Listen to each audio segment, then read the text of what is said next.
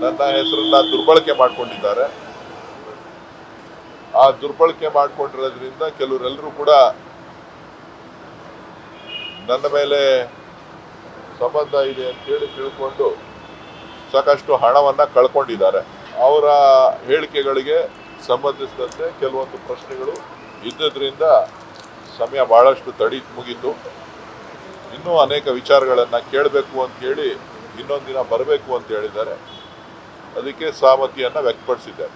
ಇಡೀ ಸ್ಟೇಟ್ಮೆಂಟ್ನಲ್ಲಿ ಕೆಲವರೆಲ್ಲರೂ ಕೂಡ ನನ್ನನ್ನು ಹೆಸರುಗಳನ್ನು ದಾಖಲೆ ಮಾಡಿರೋದ್ರಿಂದ ಆ ಒಂದು ಹೆಸರಿನ ಜೊತೆಗೆ ಅವರು ಬೇರೆ ವಂಚನೆ ಮಾಡುವಂಥ ಸಂದರ್ಭದಲ್ಲಿ ಬೇರೆ ರೀತಿಯಲ್ಲಿ ಏನೇನು ಹೇಳಿದ್ದಾರೆ ಅದಕ್ಕೆ ಸಂಬಂಧಪಟ್ಟಂತೆ ಕರೀತಾರೆ.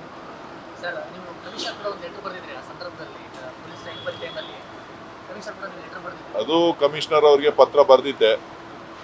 ಕಮಿಷನರ್ ಅವರು ಏನು ಮಾಡಿದ್ದಾರೆ ಅಂತ ಗೊತ್ತಿಲ್ಲ. ಆ ವಿಚಾರವಾಗ್ಲೂ ಕೂಡ ಅವರು ಹೇಳಿದ್ದಾರೆ.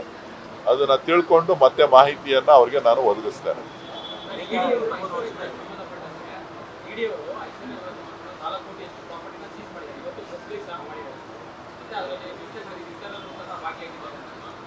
ಅದು ನನಗೆ ಗೊತ್ತಿಲ್ಲ ಯಾರು ಭಾಗಿಯಾಗಿದ್ದಾರೋ ಇಲ್ಲೋ ಅಂತ.